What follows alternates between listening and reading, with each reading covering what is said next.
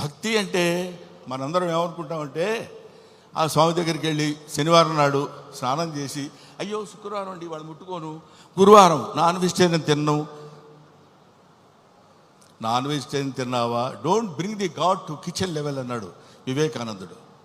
భగవంతుడిని కిచెన్ లెవెల్కి తీసుకొస్తారు ఎందుకండి మీరు? అక్కర్లా, మీరు తినండి. కొండల కానలను తిరిగి దుర్జట రాసిన పద్యం చెప్తున్నా, నేను చెప్పేది కాదు.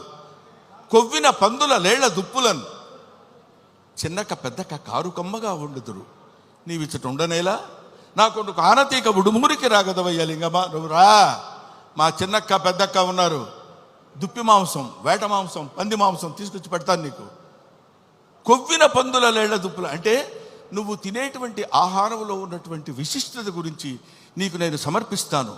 సమర్పణలో ఉన్నటువంటి ఆత్మ సమర్పణలో తనకు కలిగినటువంటి భావాన్ని పాదాల దగ్గర చేసి ఆత్మ నివేదన చేసుకున్నప్పుడు శివుడు అనుగ్రహిస్తాడు. బావా దేవుడే లేడంచు దూషించు దుష్టాత్మడని అన్నాడు కన్నప్ప.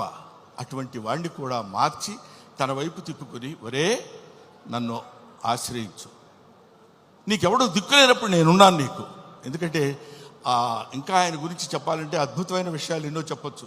అందరూ కాదని కింద పడేస్తే చనిపోయిన శరీరాన్ని నేనున్నాను రా నీకు అని అక్కున చేర్చుకునేటువంటి మహానుభావుడు ఆ పరమేశ్వరుడు శివుడు. ఎవ్వడు వద్దొద్దు అయిపోయాడు తీసి పడేయండి కింద అంటాం మనం, మన ఇంట్లో వాళ్ళనే మనం అంటాం.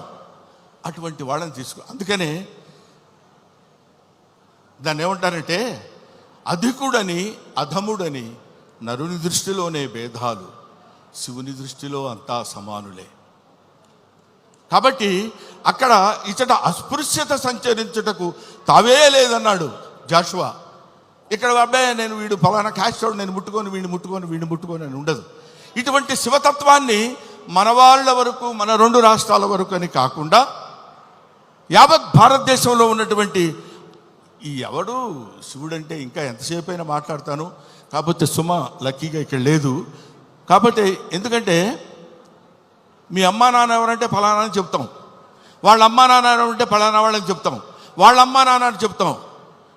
అలా వెళితే అసలు మీ అమ్మా నాన్నలు ఎవరంటే వాగర్ధావివ సంపృక్తవు వాగర్ధ ప్రతిపత్తయే జగతః పితరౌ వందే పార్వతీ పరమేశ్వరవు.